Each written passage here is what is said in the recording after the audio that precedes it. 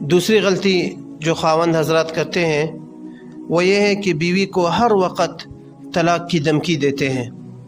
اگر کوئی چھوٹی سی غلطی اس سے ہو جائے کہ کبھی کھانا گرم نہ ہو یا کھانے میں نمک کم ہو جائے تو فوراً طلاق کی دھمکی دیتے ہیں کہ میں تمہیں طلاق دے دوں گا، میں تمہیں چھوڑ دوں گا، تم کیا سمجھتی ہو، مجھے تو تم سے اچھی بیوی مل جائے گی۔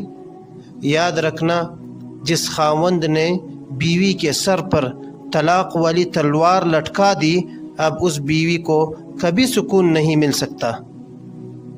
اب وہ بیٹھ کر بیچاری سوچنے لگتی ہے کہ اگر میرا شوہر مجھے چھوڑ دے گا تو میرا کیا بنے گا۔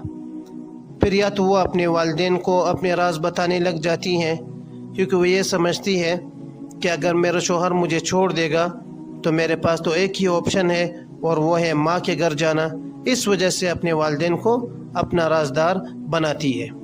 یا شیطان ان کے دل میں یہ بات بٹھا دیتا ہے کہ پتہ نہیں تمہارا شوہر کب تمہیں چھوڑ دے، اور ماں کے گھر میں بھی تم نے تو ساری زندگی نہیں گزارنی، لہٰذا تم اپنے لیے کوئی نہ کوئی سہارا ڈھونڈ لو۔ اب وہ کسی نہ کسی سے، غیر مرد سے اپنا تعلق بنا لیتی ہے۔ تو دیکھیں، اس ایک دھمکی نے عورت کے لیے گناہ کا دروازہ کھول دیا۔ تو خاوند حضرات کو چاہیے کہ یہ الفاظ استعمال نہ کریں۔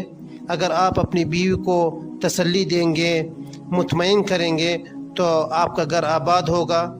یہ کتنی بے وقوفی کی بات ہے کہ چھوٹی چھوٹی باتوں میں اس کو آپ کہتے ہیں کہ میں تمہیں طلاق دے دوں گا۔ بار بار اس طرح کے الفاظ کہنے سے بیوی کبھی اپنے خاوند کے ساتھ وفادار نہیں رہتی۔